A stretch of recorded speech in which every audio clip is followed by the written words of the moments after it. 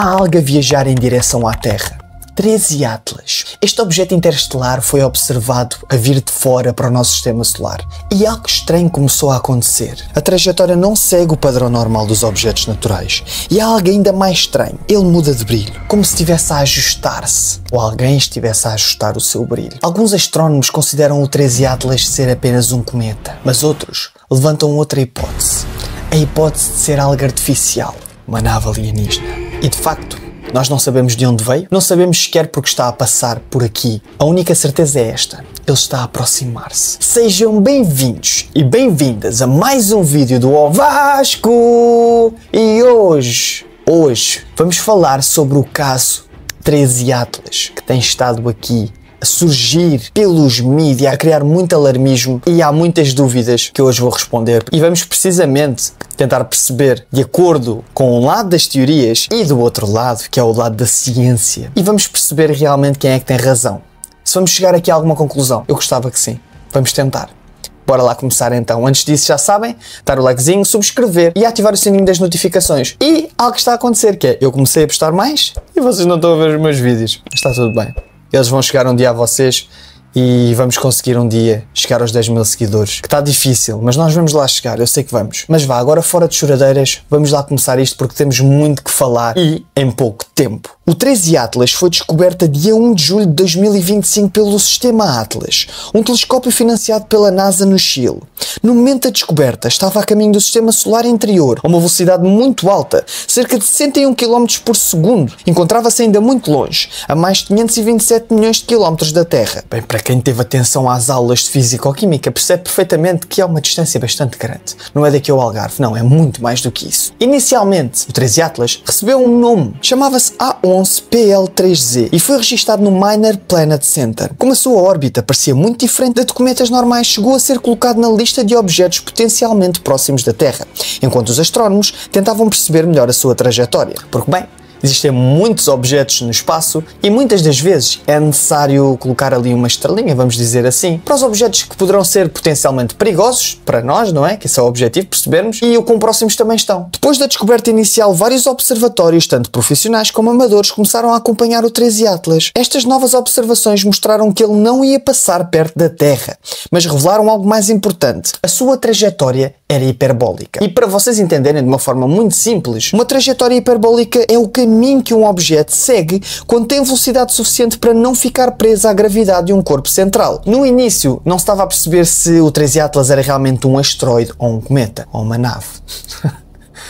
Mas isso também estava sempre em discussão, não é? Quando vemos alguma coisa no espaço. Alguns astrónomos até disseram que ele não mostrava sinais típicos de cometas, como cauda ou coma. E tu estás a pensar, oh Vasco, podes parar de dizer palavras complicadas? É muito simples. O que é uma coma? Uma coma é uma nuvem de gás e pó que aparece à volta do núcleo de um cometa quando ele se aproxima do Sol. Mas no dia 2 de julho de 2025, vários telescópios diferentes observaram o objeto com mais detalhe e perceberam que ele tinha uma pequena nuvem à volta e um ligeiro alongamento parecido com uma cauda. Isto confirmou, ao fim e ao cabo, que este 13 Atlas era de facto um cometa. Foi nesta mesma data que lhe foi mudado o nome, porque ele ainda não se chamava 13 Atlas, e a Minor Planet Center anunciou oficialmente que se tratava de um objeto interestelar, atribuindo-lhe o nome de 13 Atlas, que ao fim e ao cabo justificado por ser o terceiro objeto interestelar descoberto. E a pergunta agora que todos nós fazemos é: como é que este objeto veio aqui parar perto de nós? E a resposta é simples, pelo menos de acordo com bastantes fontes. Mero acaso. Pela trajetória, sabemos que ele entrou no Sistema Solar vindo da direção da constelação de Sagitário, ou seja,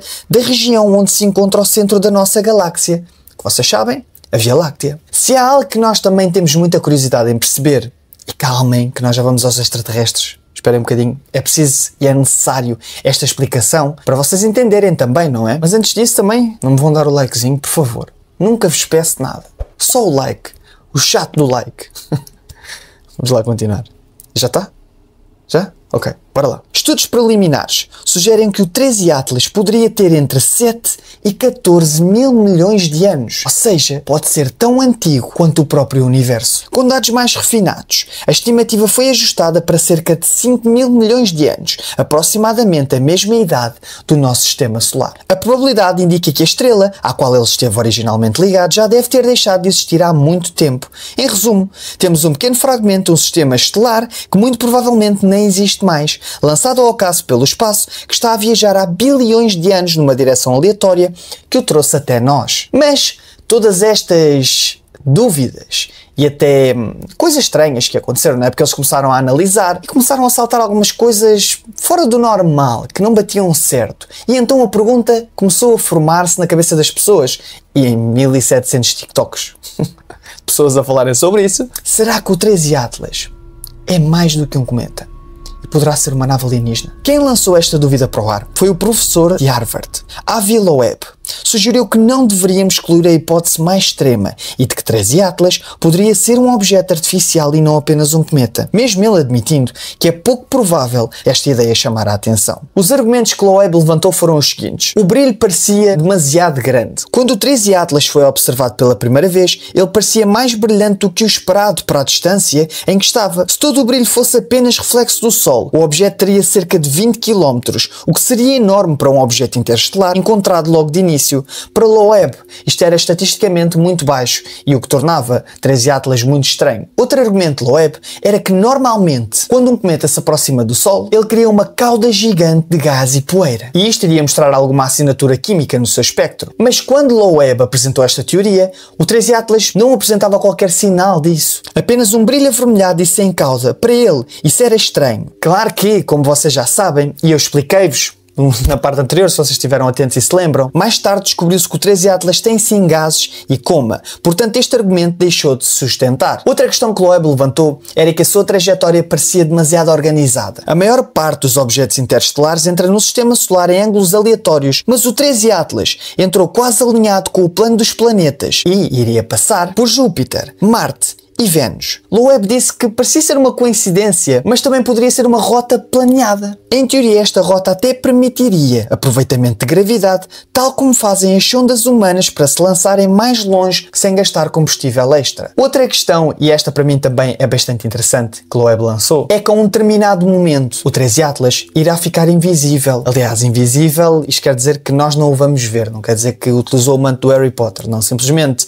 nós não vamos conseguir vê-lo porque ele ficará atrás do Sol. Loeb sugeriu que se fosse controlado este seria o momento ideal para mudar de rumo sem ser observado. Ou seja, se fosse realmente uma nave alienígena, era de interesse. Se eles viessem aqui com algum tipo de intenção, o objetivo era esconderem-se para nós não nos apercebermos e atacarem-nos ou o que fosse, ou simplesmente apanharem-nos desprevenidos para nós não fazermos nada. Atenção, isto é meramente especulação, não pela minha parte, pela teoria que eu te estou a apresentar, por Loeb. E agora que eu acho isto muito interessante, sabemos por onde é que o 13 Atlas já passou e ainda vai passar, para termos uma noção também da sua trajetória. E vamos falar disto antes de falarmos realmente dos pontos que acabam por combater um pouco estas teorias de conspiração que andam a surgir. Por isso é que este vídeo está a ser tão divertido para mim e espero que também esteja a ser para vocês. O 13 Atlas aproximou-se de Marte dia 3 de outubro de 2025, a cerca de 28 milhões de quilómetros dele. Também se aproximará de Vênus dia 3 de novembro de 2025. Em relação à Terra, aproximar-se-á em 19 de dezembro de 2025 a cerca de 270 milhões de quilómetros, ou seja, não muito próxima. Mais adiante vai passar relativamente perto de Júpiter dia 16 de março de 2026. E agora esta também é a parte muito divertida, é o que é que os astrónomos dizem em defesa destas teorias de conspiração. Ao fim e ao cabo dizem o mais importante, não é? Que 13 Atlas não representam um perigo para o planeta Terra,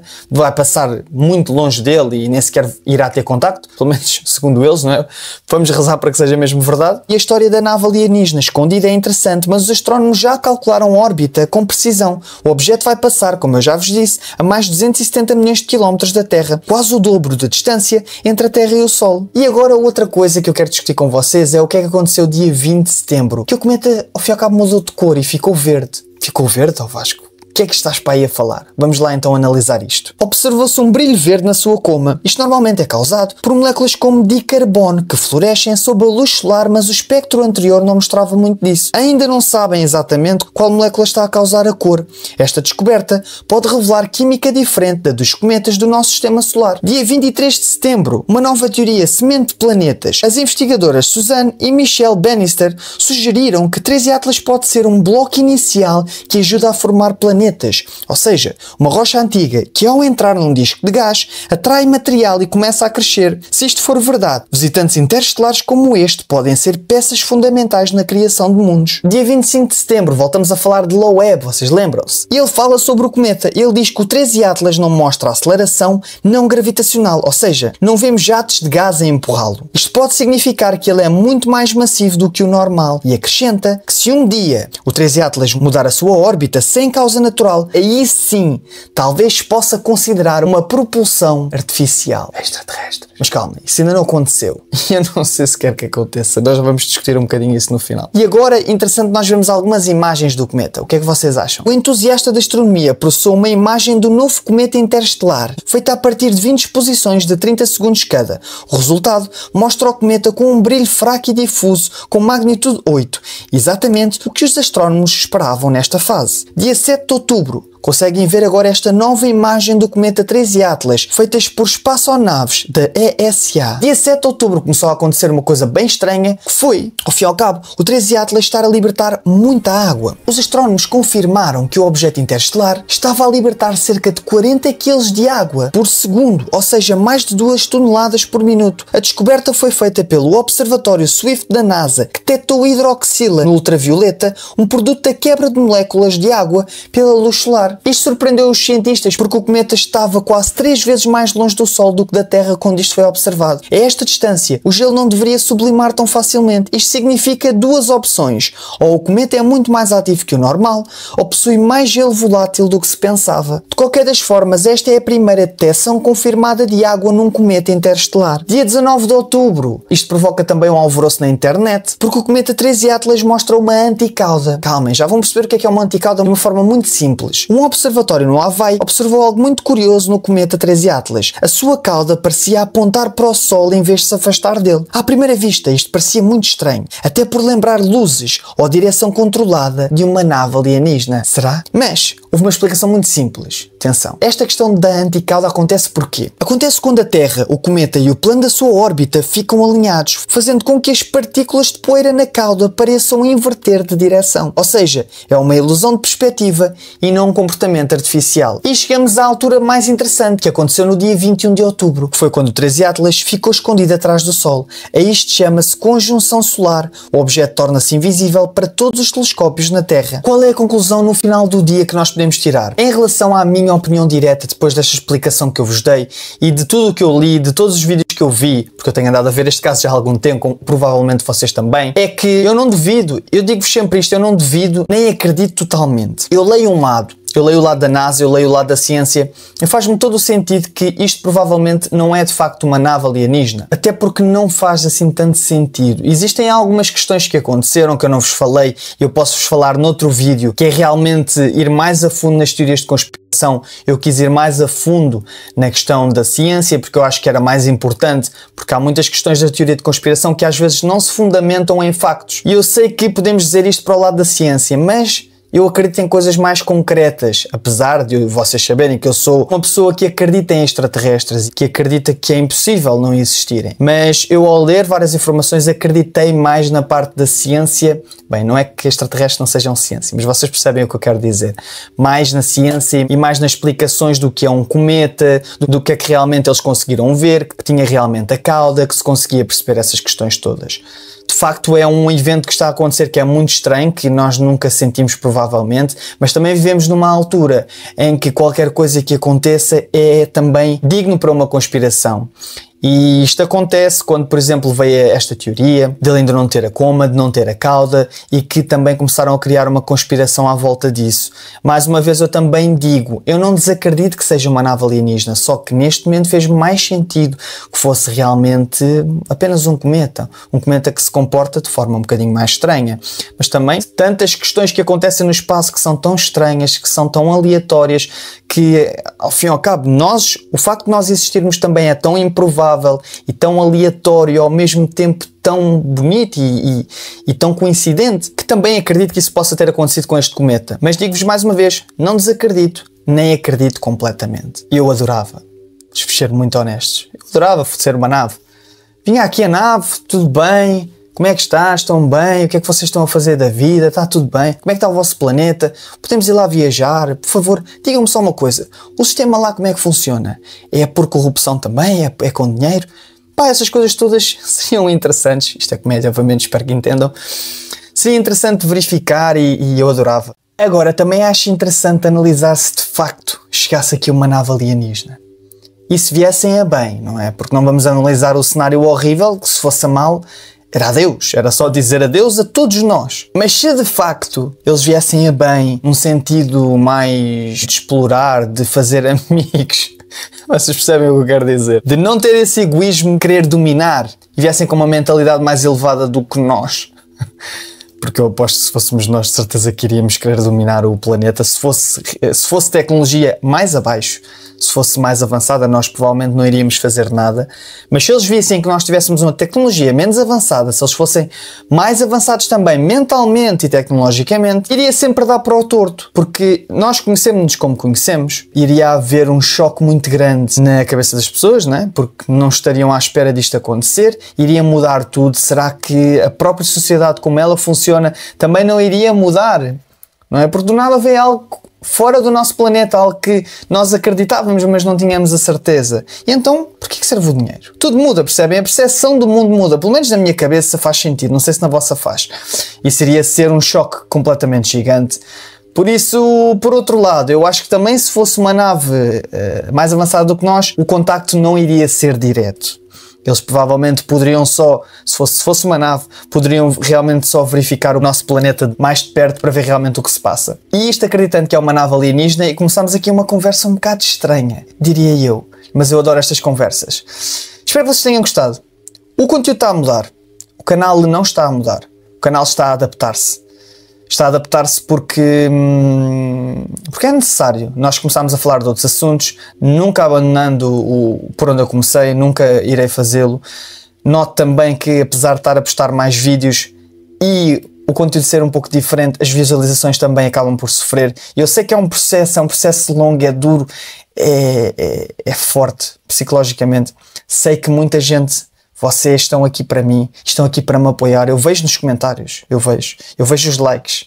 Vejo um vídeo que teve tão poucas visualizações, mas os likes, mais 10%, para quem não sabe, isso é muito bom sinal. Mais 10% das visualizações que vocês têm em likes é muito bom sinal. E naquele vídeo, por ter tão poucas visualizações, que foi realmente o caso brasileiro, da menina da Araceli, e vocês apoiaram-me de uma forma que eu nunca vi, apesar de nós não vermos isso nas visualizações, mas eu vejo isso no apoio, ou seja, vejo que estamos a criar uma comunidade, por mais pequena que seja.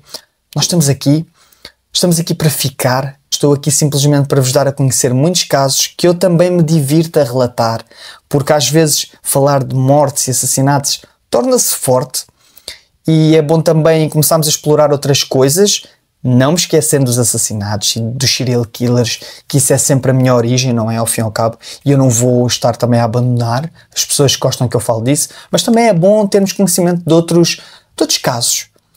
Vocês sabem, amanhã vai haver um caso muito grande que vai mudar também a perspectiva do canal. Surpresa para amanhã, às 8h30 domingo, vocês já sabem. Tem agora videozinho de sábado e domingo, às 8h15. Eu disse 8h30, desculpem. Estejam lá. Só quero que estejam lá. Se vocês não virem os meus vídeos no YouTube, vão ao meu canal ao Vasco. Sabem que às 8h15, sábado e domingo, têm sempre videozinho. E eu vou começar também a postar mais. Mas a base vai ser sempre sábado e domingo. Tá bem? Por isso... um grande abraço, já falámos muito. Espero que tenham gostado deste vídeo. Espero que saibam que eu pesquisei, ok? Eu não estou aqui a inventar nada. É informação fidedigna, informação que vem de sites confiáveis e também podem confiar nessa informação. Muito obrigado, um abraço e vemos no próximo vídeo, que é amanhã às 8h15 e é sobre extraterrestres em Portugal.